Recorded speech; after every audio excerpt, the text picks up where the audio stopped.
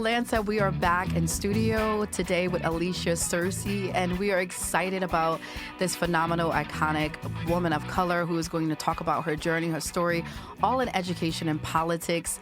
Today is such a good day to just be with you, Alisha. I'm so excited to finally meet you in person.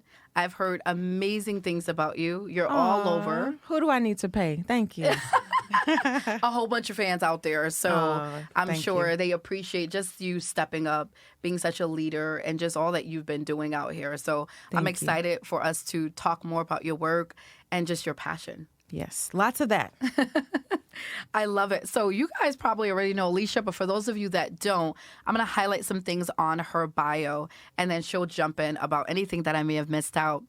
Alisha is a former member from Georgia House of Representatives for 6 terms.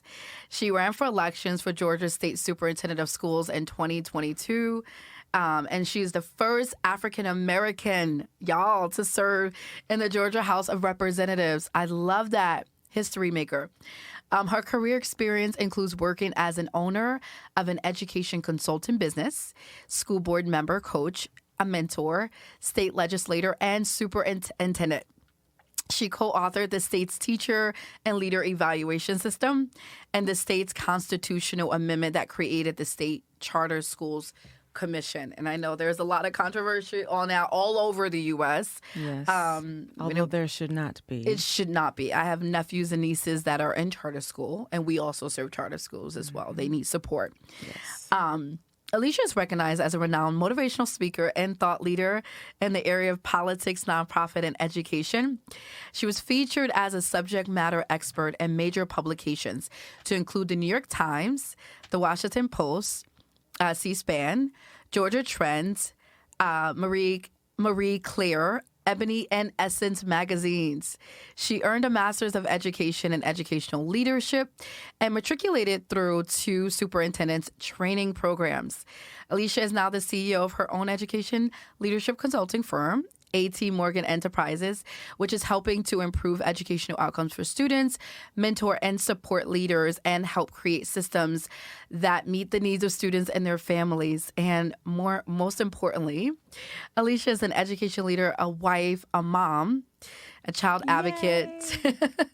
I love that. I love that most of all. It's like, by the way, I know I'm all these great things, but I'm a mom too. That's right. Education thought leader with a strong belief in living a well-rounded life. I love that. And there's so much more. We'll put her bio below, but there's a lot more accomplishments and things that Alisha's done. We've only touched on the tip of the iceberg. Anything you want to add in there? Well, one thing I think is important to point out, when I ran for state school superintendent in 2022, I was the Democratic nominee. Awesome. And when I won the primary, I won all 159 counties in Georgia. Wow. Which is also quite historic. Wow. And it is also important for me because so much of our resumes and our bios are about the things that we've accomplished. Right. They don't tell the stories of the things that you had to overcome to get there. I love that. And so I actually ran for state school superintendent before in 2014. Did not win the primary. Right. So, there's a pattern here, right? We're getting better and better and closer to the job. Right.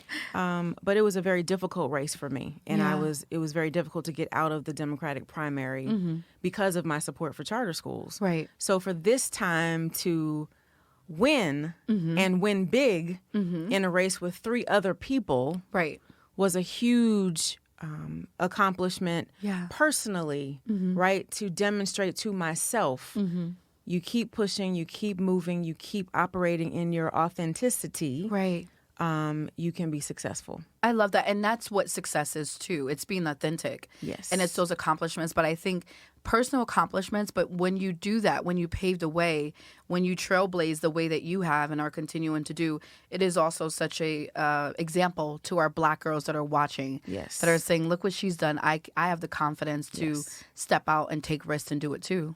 Especially the 2 in my household. Yeah. Are you 2?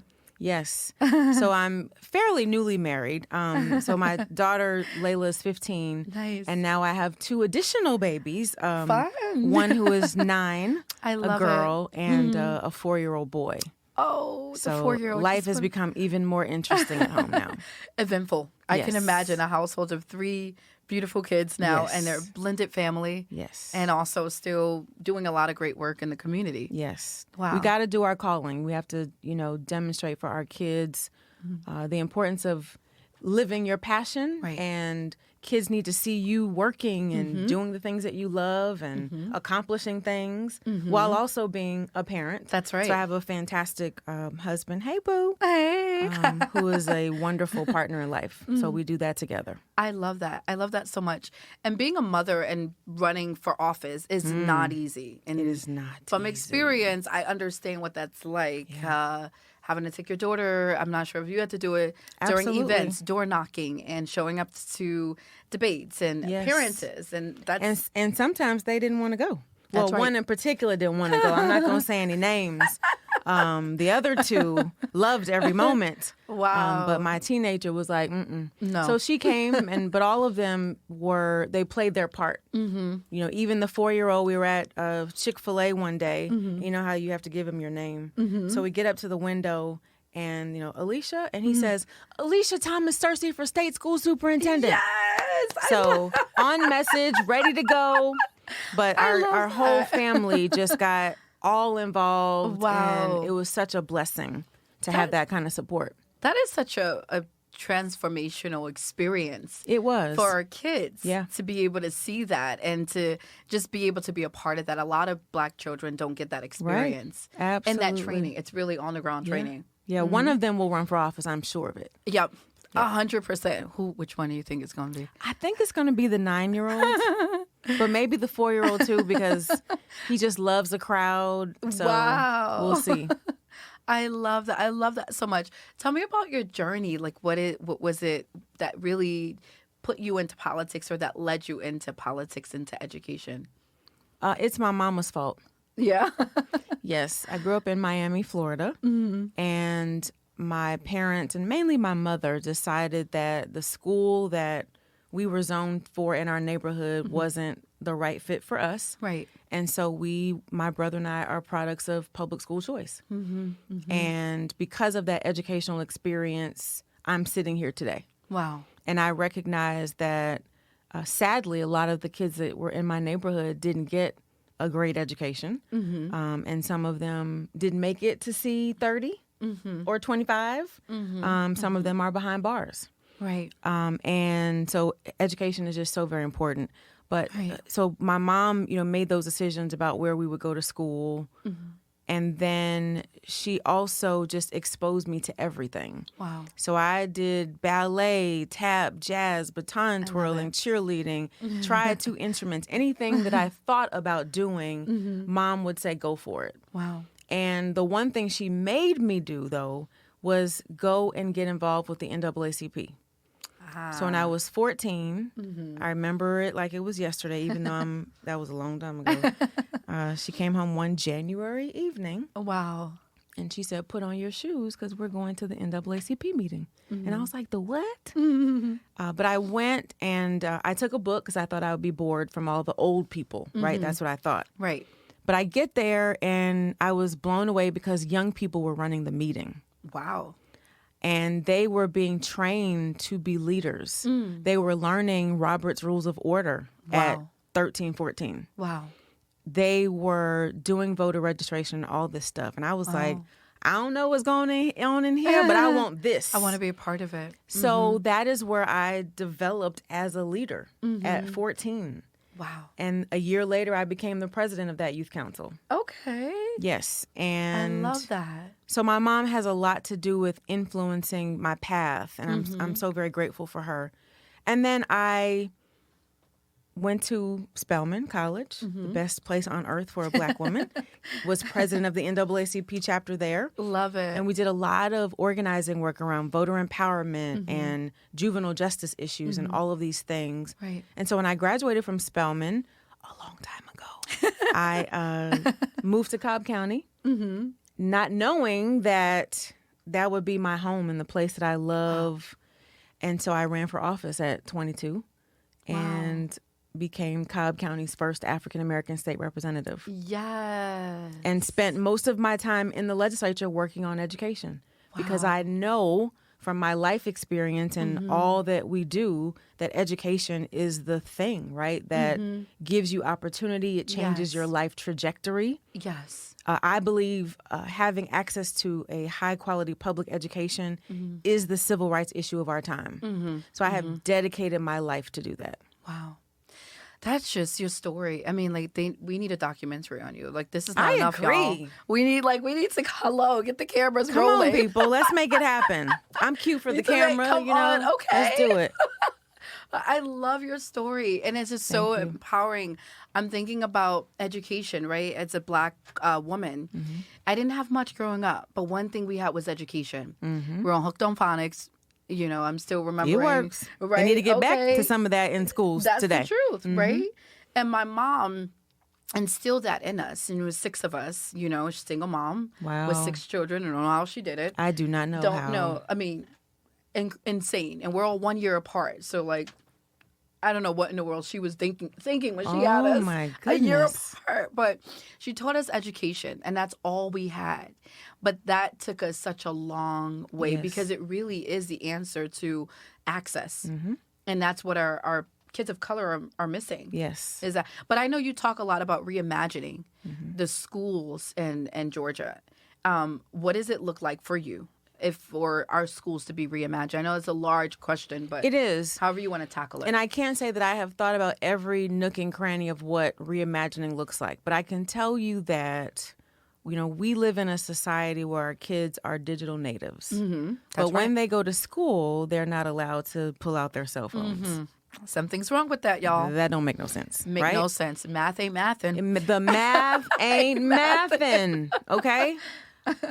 When we think about the mental health issues that exist among students, among educators, we have an education system that does not address that as a whole. We've got all of these, you know, school violence issues, all of these things. And so I would argue that we are not operating schools that deal with the children who are in those seats today. Not socially, emotionally, technologically, even in terms of how we're preparing them for the world outside of high school. And so for me, reimagining education means integrating technology, and that's probably the most simple way to do it. Right. But it's also, you know, paying teachers what they're worth. Right. It's recruiting and retaining highly talented teachers who we hold in high regard and we respect and we honor all the time for the work that they are doing. Right. It's recruiting them like NBA stars. That's right. Imagine how attractive teaching would be if we recruited teachers like NBA stars. I love that. An education system that, you know, this may be controversial, but as my daughter sits in another room and can hear me, but she knows I talk about her all the time. She's not a math person. She's always read 2 or 3 grade levels ahead. Right. But math is a challenge for her. And so as she struggles through geometry this year, I find it hard as her mother to say, well, you're going to need this when you graduate. Because she's not. Not going to need it. I don't remember anything from high school math, by the way. And we don't care, right? And so why do we have an education system where we've decided you have to have this set of classes, you got to make kids feel like they're failing and they're not good enough and all the things that come from that, and they're never going to use it again. Right. I would much rather her be sitting in a class right now learning financial management. That's right. How to buy a house. That's right. The importance of credit. How to invest. Entrepreneurship. That's right. Teach her some things that she's going to use when she graduates from high school or while she's in high school. Right. And so when I think about reimagining education, I think about resetting, right? What our purpose of public education is. Right. Rethinking how we attract and retain educators, how we use technology, what we want the final product to be, even things like assessments. Right. You know, we have these high stakes testing situations where kids, again, are stressed out, teachers are stressed out. And then, as you know, well, your kid is in a public school right now, but for those who are in public schools, your child takes the milestone, that's the Georgia assessment, in April. You get the test scores in June when school is out. Nobody explains to you what the test scores are. And you're out for 2 months. And you're going to the next grade. Why did we put all those people through that? And so for me, reimagining is actually creating a system that works, that is meaningful, that students can be excited about, that in the 10th grade they have access to apprenticeship programs, right, where they can actually learn about trades and opportunities and things that they can do, particularly for kids who are not going to college.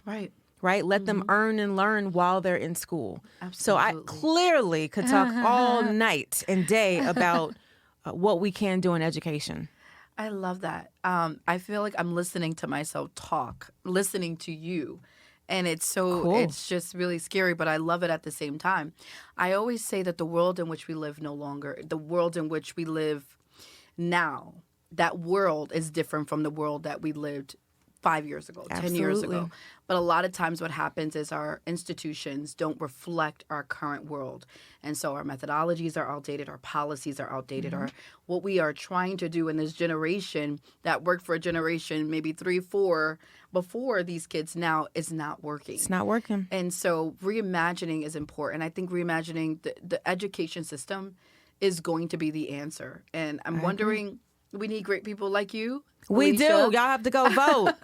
No, I got almost 1.8 million votes. Wow. In the November election. That is commendable. It's incredible. I'm blown away by people who intentionally went out and voted for me because, you know, as you agree, we've got a lot of change that we need and people are excited about that and hopeful. And I want people to remain hopeful. Yes.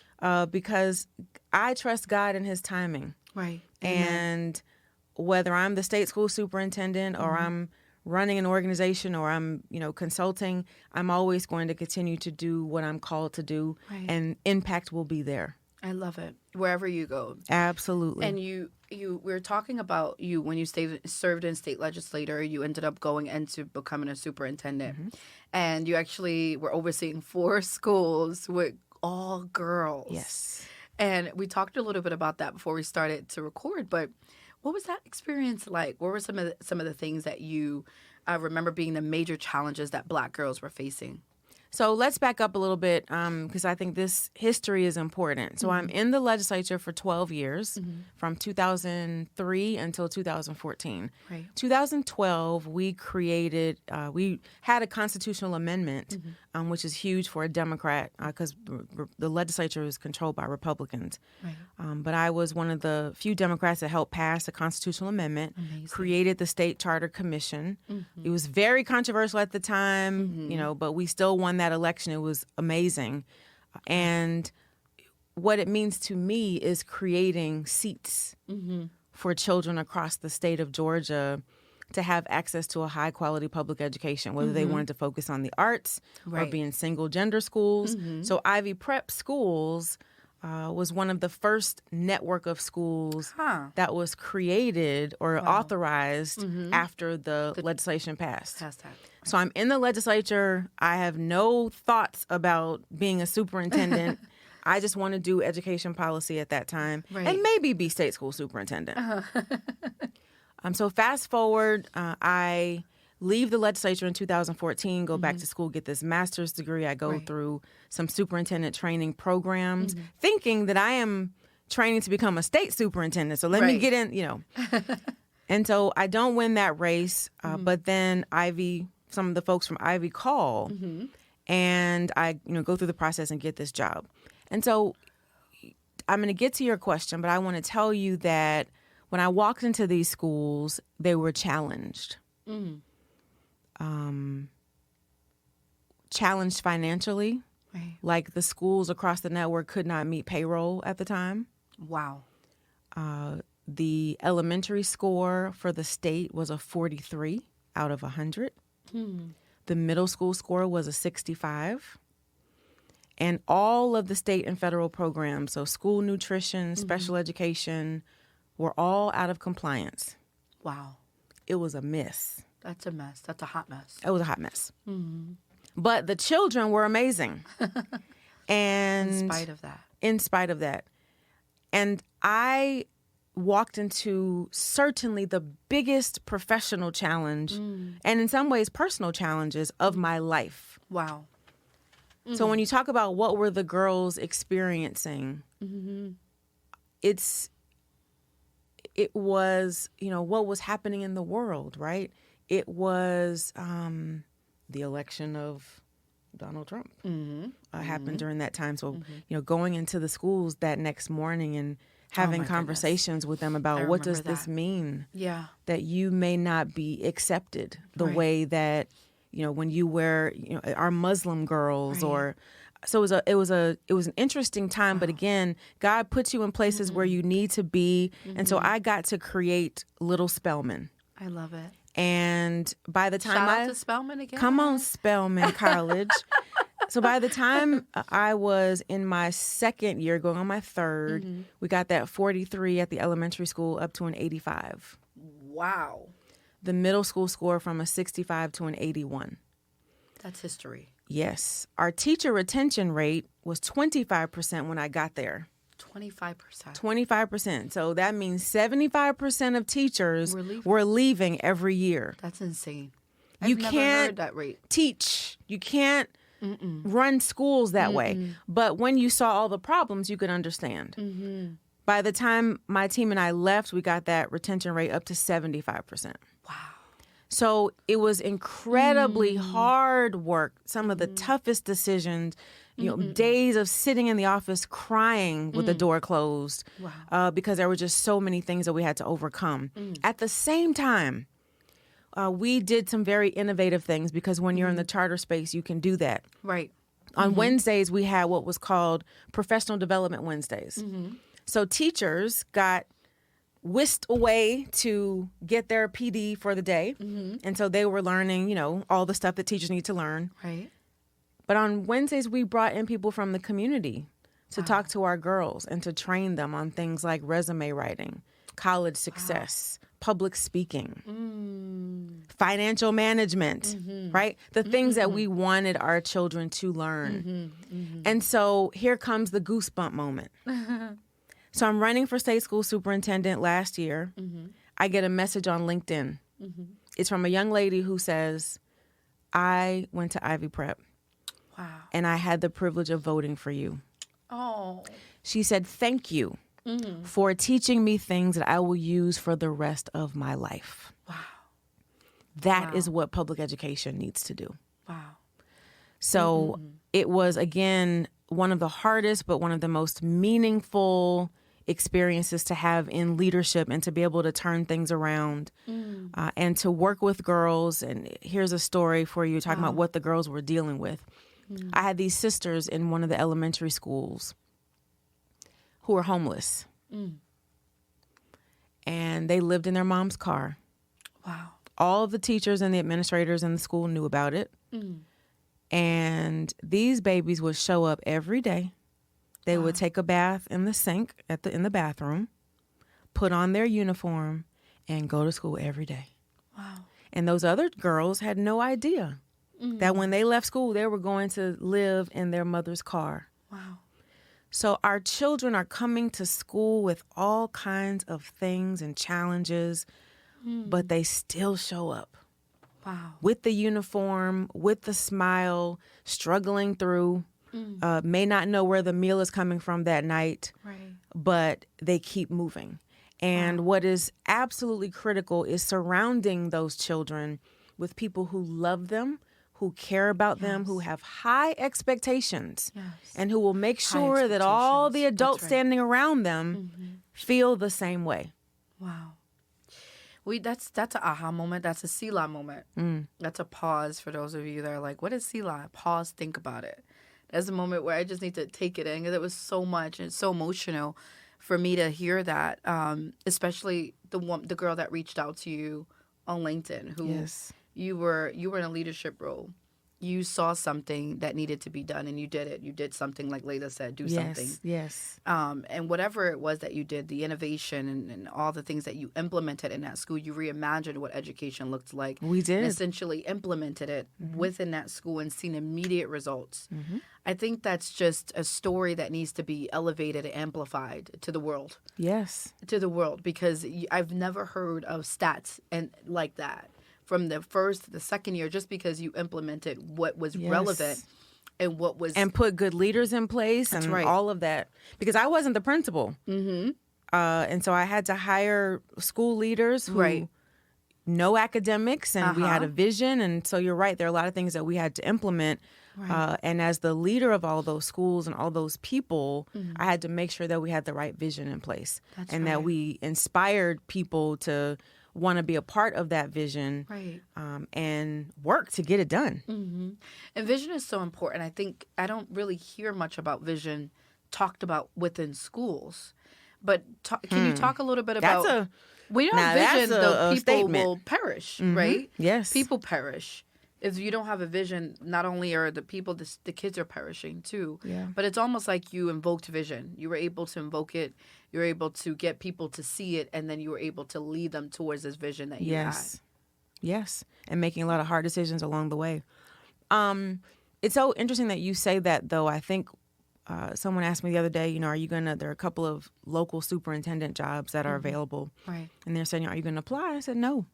I don't want to be a superintendent right now because superintendents in the traditional schools are so handcuffed. I don't think they're really allowed to have a vision. Wow. School leaders, superintendents, and these are, some people would consider these very controversial statements that I'm making, but when I look at the challenges that we're facing in public education, we're so focused on testing. We're trying to make sure teachers stay, even though we're grossly underpaying them. Kids are coming to school with all kinds of social, emotional issues. Where do you have time to have a vision? You're just trying to make sure that nobody's fighting today. You're trying to make sure that all the things that are coming from the state in terms of those mandates and requirements, and you got to do this month. You're just trying to check all the boxes.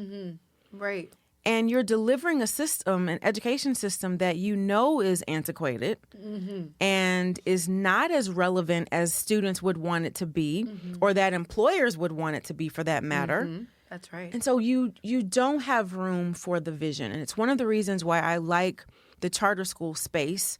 I am a believer, for anybody who's going to take this and run with it, in public education. I don't care what kind of school it is.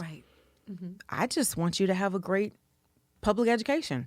And for those parents who want education in the private sector, great. We want kids to be educated. But as someone who wants to be a state superintendent, my focus is on public education. I don't care what the school is called, magnet, charter, theme, whatever.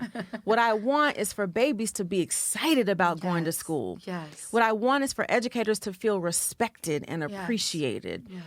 What I want is for my 15-year-old to not come home once a month and say, we had to do another drill today. Where we had to get under the desk and someone's coming and rattling the door, and we are traumatizing children. Absolutely. I want schools where we don't have to do that. And so one of the reasons why I like charters or theme schools or other types of schools is that you have the flexibility to do things differently. And we have tried in Georgia, I'm putting on my policymaker hat, to give schools and school districts more flexibility.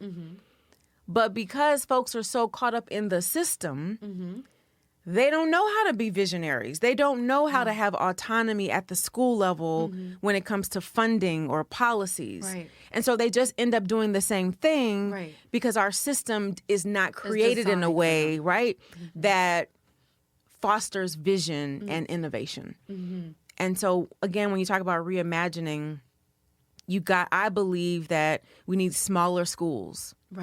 We need schools where principals and teachers can really have the authority to make decisions based on the interests of the children in that school, not a wonderful board of people who don't necessarily know the needs of individual children, making wholesale policy decisions that are not moving in the right direction in terms of what children need. It's so much you're saying is so power-packed and multidimensional, shifting the power back to the schools. Yes. But when you get to that parents. power, and parents, absolutely. Absolutely. When you get the power, know what to do with it. Yes. And also, it's almost like a paradigm shift, because if things have always been this way, you don't know any other way to think. Right. You're going to keep recreating the will. And even though you know that will is going in circles and there are no results, right, and it's not relevant or effective, you're going to keep doing what you know. That's all you know. How do we break that cycle? What does it look like on a legislative level, macro level, and also more on a community school level? So in Georgia, the environment is there from a policy standpoint. All schools, and I think we did this in maybe 2010, all schools have to decide what kind of structure they want. Do they want to be a charter system? So while we talk about how people don't like charter schools, we have 38 school districts out of 180 that are charter districts. Like their whole system is a big system of charter schools. They also have contract schools, and then they have what's called status quo. But the whole purpose was, let's give districts some flexibility on school calendar, on curriculum, on how they hire teachers, all that stuff. Right. But even as those districts have, selected one of those things, they don't look much different than they did when we passed it. And so the policy environment is there. I believe where we fell off, number one, if we had an amazing state school superintendent. Yes, we have to replicate. Come on. Some more. Who has a vision for how we train and retrain school leaders to think differently. Right. There's a guy who's a little bit conservative, but I like some of his work. Rick Hess has a book that's called Cage Busting Leadership. And in this book, he talks about all of the crazy things that we do in education that don't make sense. But because we've been doing it that way, that's just what you keep doing. Right. So getting educators out of this cage, busting the cage open, and having them to rethink, if you didn't have any rules at all, what would you do differently in classrooms? If you weren't held accountable solely by a test score, from a fifth grader that you inherited in the middle of the year who reads on the third grade level, but somehow you are expected to get them to fifth grade. Right. Come on, you can't do it. But if all those rules were taken away, all of those mandates and restrictions, what could you do in the classroom? What would instruction look like? Right. How could you go on Google Classroom and maybe you can't go to China tomorrow, but you can take them on a platform where they can look around the entire classroom and it looks like they're in another country. They would teach. Yes. Because that's why they became teachers. They would do what they've been called to do instead of being handcuffed by, you got to follow this scope and sequence and, all that stuff. So it's retraining. It's giving resources to things that really matter. It's dealing with those, social, emotional things too. It is giving educators permission to focus on the things that matter most to children and families. Wow. And I think you see it in charters, you see it in private schools. I'm blown away by the things that private schools did during COVID. They didn't all close down like public schools did. And I'm not saying schools didn't need to close, but I'm saying they figured out what to do. Last example I'll give you, I have some friends whose kids go to a private school, and I want to steal this idea from this school. But even their third and fourth grader, and they have 3 girls, can decide day by day if she wants to go to school or if she wants to learn virtually. Now, if I'm talking to a public school educator, they're like, let me tell you how that's not going to work. They got all the reasons why that's not going to work. Because that's how their mind has been trained. But think about the agency you are giving a fourth grader to say, I'm going to go in tomorrow, but today I want to stay home and learn virtually because there's some other things I want to do, because whatever, right?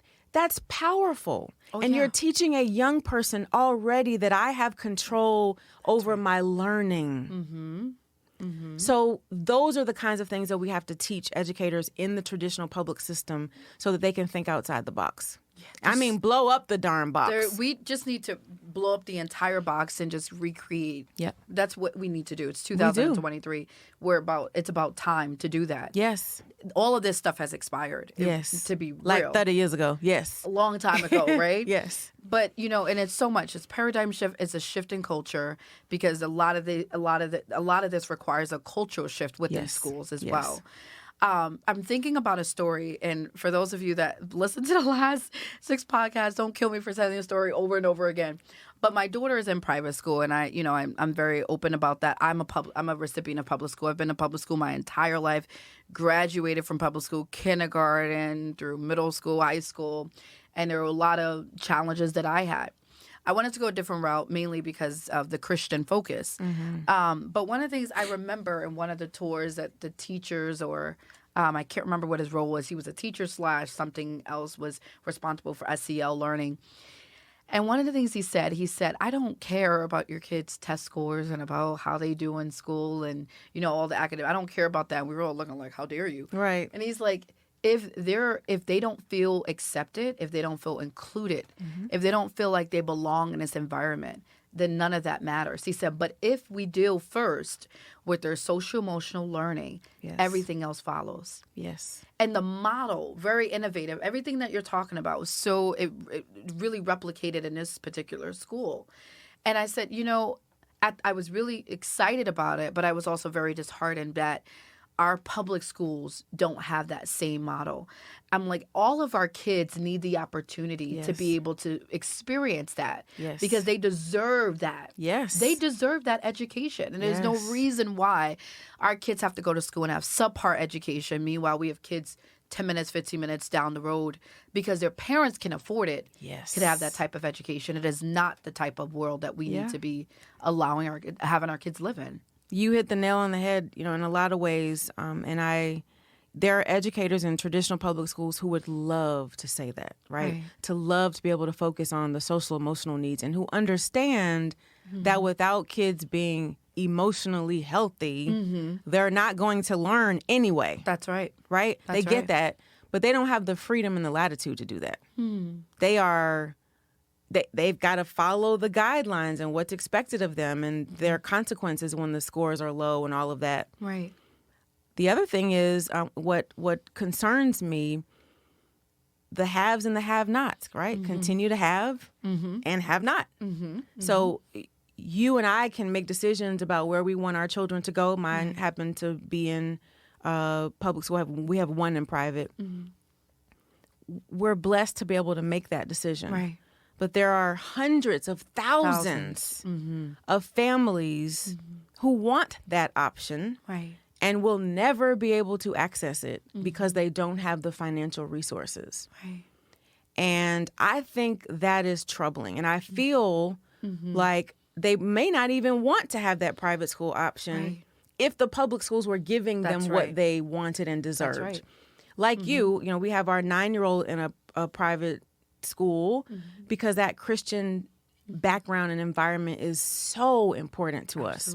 And actually, my 15-year-old started out there as well. So having that foundation is important. Right. But again, I go back to, I believe that parents need to be able to choose schools that meet the needs of their children. That's right. I got one in Georgia pre-K. We got one in traditional high school, one in private. And it's going to be like that throughout their school career because in our house, the Searcys are going to make the decision that's in the best interest of our children. That's right.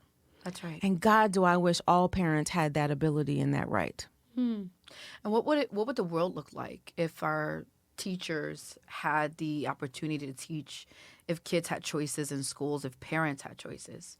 What would that look like? We would be in a completely different world, right? Where I would argue that we would have better humans. That's right. Because it starts with that. We'd have critical thinkers. That's right. Who do more than, know how to take a test. You'd have educators who feel respected and honored in their profession. And you would have a system that when a kid walks across that stage, they're prepared for the world. The real world. the real world, socially, emotionally, financially, otherwise. So that's the possibility, right? If we created a system, and I believe very strongly in the possibilities of our public education system, of what we could do if we just, let off the reins and had people leading and envisioning who understand what's possible. We need the right leadership. That's what you were just saying. The right people leading, because if we don't have the right leadership, then all of the possibilities that we're talking about essentially may not be as possible. That's it. It starts at the top. Yeah. Whether it's the federal government and the U.S. Department of Education, whether it's state departments of education, school boards, all of these people are making major decisions that are affecting what public education looks like every single day. Wow. And, it's gone through 100 different phases before it gets to a classroom and a teacher. I think it's important. Can you give a little bit of background about what the policy process looks like, or the legislative process looks like, and then how it impacts the classroom? Because I think there's such a lack of understanding sometimes in our communities, which is why, by the way, it's important to be civically engaged, get out to vote, and know who your representatives are. And then after you vote, stay involved. Go to the meetings, find out what policies are being considered. Talk to your legislators or your school board members about whether or not you support or don't the policies that they're considering. That's right. And so let me think of a good example. The one that comes to my mind that I really don't want to talk about, but it came to my mind, is this whole conversation about critical race theory. And it was a big political thing during the election. And my prediction was that it was going to go away after November, and I think it has. I haven't heard anybody say. I haven't heard anything yet. Right. Yeah, I don't think it's going to come up.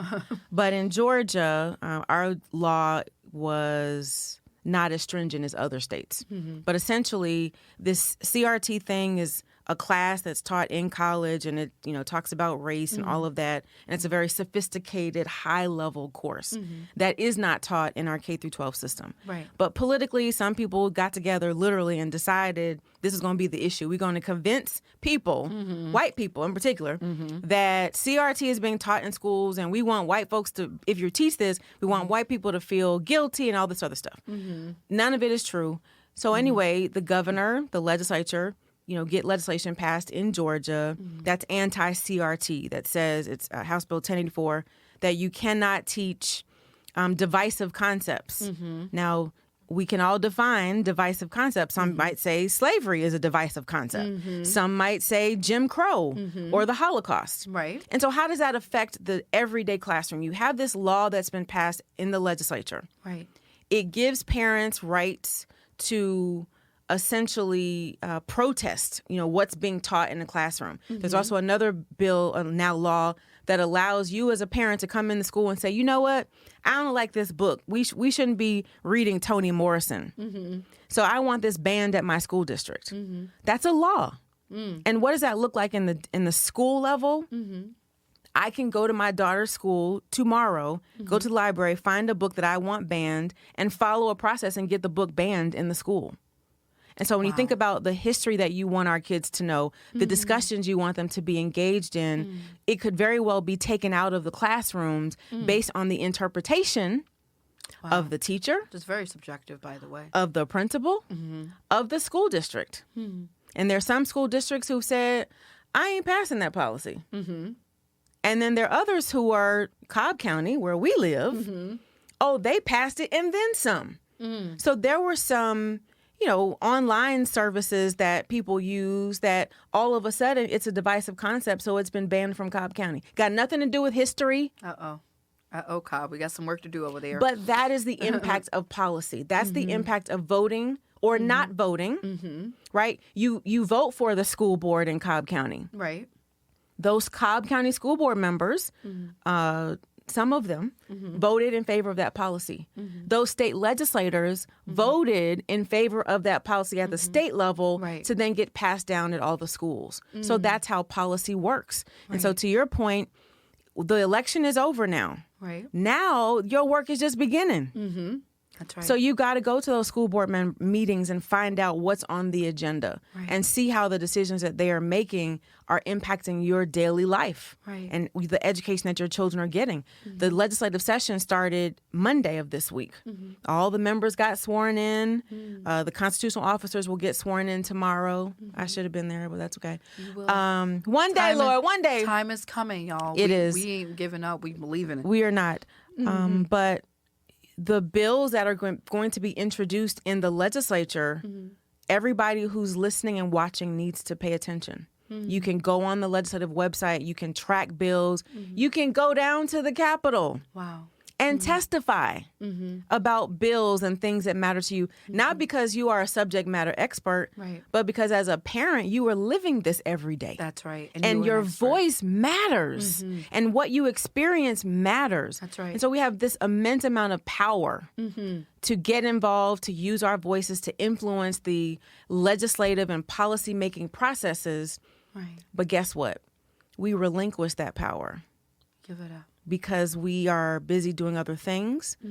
This is a good illustration for you. When I was in the legislature, I had 56,000 constituents. Wow. And I was extremely involved. I had monthly town hall meetings. I did over 100 town hall meetings when I was elected. Wow. Had my cell phone number on every flyer, and I answered my phone when people, every single email I ever received, I responded to. Wow. If there were 100 people during one session that corresponded with me about any issue, that was a huge number. Wow. Out of 56,000. Just 100. If there were 100, I'm like, whoa. What is that percentage? That's a really... Less than 1%. Less than 1%. But you were, because you did your job as a leader, you were having town halls. Yes. You had your cell on every, like you said, on every flyer. But it's something... So that was a significant number. Because there are districts where nobody's saying anything. Wow. Or there may be, 1 or 2 emails that they get, but it's very few people. And so you could look at this one or two ways. You can, get upset, people aren't involved. Or you can say, I'm going to be one of those 100 people. That's right. Because I can tell you the emails that I got that I may have been wanting to vote this way on a particular issue, but if I got 10 emails from people feeling very strongly the other way, it's going to have an impact on how I vote on that bill. Right. That is so powerful, right? Because we don't recognize our power. And like you said, we relinquish the power that we have. A lot of times we walk around, we feel powerless because of life, because of what we're going through. And so when we have the power, we don't realize we have it and we just give it up. We don't use it. You don't use But it. imagine even in the midst of feeling powerless, you realize that you're not, that you have power and you use that power. Yes. How much change we'll see on a local and a state So level. much change. So as session is in, you can go down there. You can literally walk up to the House floor while they're in session. You fill out a little form. There's a young person who goes in. And by the way, if you have a kid that's 12 or older, they can go down and page at the state capitol, House or Senate, and spend the day there. And they basically run errands for the legislators. But you fill out a little card. The kid takes it in there. When I was in the legislature, all it had to say was, I'm a constituent. It didn't matter what I was doing. Right. Didn't matter if I'd met that person before or not. Right. I'm going to drop everything and go out to what they call the rope, and I'm going to talk to that person. That is power. I love it. Use it. That's right. Oh my God. We're wrapping up, Alisha, but this is a really interesting request I'm going to give you. Okay. But for the leaders, you said that they were just sworn in. Was that Monday? What advice would you give them on education? First and foremost, that you got to take the politics out of education. That I think education is the one issue that you can work in a bipartisan way to get things done on behalf of kids. Wow. Because education isn't, kids aren't Democrat or Republican, right? They're just kids who deserve to have a high quality education. And so take the politics out. Nobody's going to be mad at you because you voted to make sure that teachers had a decent starting salary. Right. That we want to do something about the fact that they're working 2 or 3 jobs to make ends meet. That should be unacceptable in Georgia. The second thing is, I was guilty of this when I was in the legislature. because I was a parent and passionate about education, I thought that I knew everything I needed to know about the policies that were being passed. No, I didn't. And I really learned that lesson when I went from the legislature to being a superintendent and had to implement some of the things that I did in the legislature, and it was not cute, okay? That teacher evaluation law that I passed, I then had to do it as superintendent, and I was like, ooh, this is not what we intended. Isn't that something? Yeah. So I would also secondly say to legislators, listen to people who are in schools, who are in classrooms, who are leading buildings, listen to parents who are navigating this stuff every day. So before you press yes on this bill, know what that means. Know what it means and how it's really going to have an impact, because we can have a policy idea that's well-intentioned. But until you know how it's going to work on the ground, you have no clue what you're doing. That's so powerful. I'm thinking about this program that I took, a certificate program, Implementing Public Policy, and we talk a lot about the gap between policy and what was it intended to do and what actually happens on the ground. And we know a lot of times there's so many policy gaps. And I think my theory has been the constituents is really how you close that gap. Yes. And so what you said was really, really important is before you press yes or vote yes on that, know what that means for the person that's impacted by it. Yes. And I think that really is the answer. And then lastly, what I heard you say is really making decisions not based on party, but humanity. Yes. Yes. And sadly, you know, when it comes to certain issues, people vote along party lines. And I'm a living example of that. I did a lot of work in education in a bipartisan way. And I was criticized quite a bit for that because we are polarized politically. And and I again used to be guilty of this. I used to think as a Democrat, if you're a Republican, something's wrong with you. So anything that you want, I don't trust. And it was a very ignorant way of seeing the world and how policy should be made. But, you know, obviously I stayed there a little bit longer and developed relationships and matured. Age is not about maturity, I learned. Because there are some folks who are still there who are voting across party lines. But I need people to know that the politics is what's keeping us from getting good policy done. That's right. And if you watch the craziness in Washington last week, 15 rounds, of voting for McCarthy to become speaker, that was crazy. But that was all partisan foolery, as I say. And all of that time wasted of not having conversations about healthcare and education and the economy and all the things that people are dealing with on a daily basis. So we got to take the politics out of it. Put people over politics. People over politics. That's really what it is. Yes. So that is the advice that she has for you amazing leaders that were just sworn in. And I know everyone's asking you what's next. And they are. And you answer. My answer is we'll see. I love it. It's not my timing, it's God's timing. So I am working on a few things, very excited about the possibilities. And just know that being on the campaign trail personally was a confirmation that I need to continue to focus on education. I need to continue to have a platform. I need to continue to speak on behalf of those who don't know they have a voice or need a voice to say the things that they are not able to say. I love it. So I'm here. I've signed up for it, and I'm here for life. Y'all. I'm here to stay. We got her forever. So I love that, Alisha. How could people get in touch with you? Because I know you're still very connected to people. Yes. It's not about the title. No. It's not about the title. It's about the work. And you're doing the work of a state superintendent, regardless of not having a title right now. That's right. So how do people reach you? Because I'm sure there are probably all them 1-point-something million people that voted for you. Yes. They're still depending on you. Stay in touch, honey. We got work to do. Depending on you. So how do they reach out to you if they need you? So I'm on Facebook 5 times a day. I am at Alisha Thomas Searcy on Facebook. On Instagram, I am Alisha Michelle. Okay. I think that's my name on, and my email, in case people want to email me if you have a question or something, or you want me to come and speak. I enjoy doing that quite a bit. Love it. Alisha Searcy@gmail.com. But I am here. I'm not going anywhere. But connect. Let's stay connected. Let's keep these conversations going. I love it. I love it.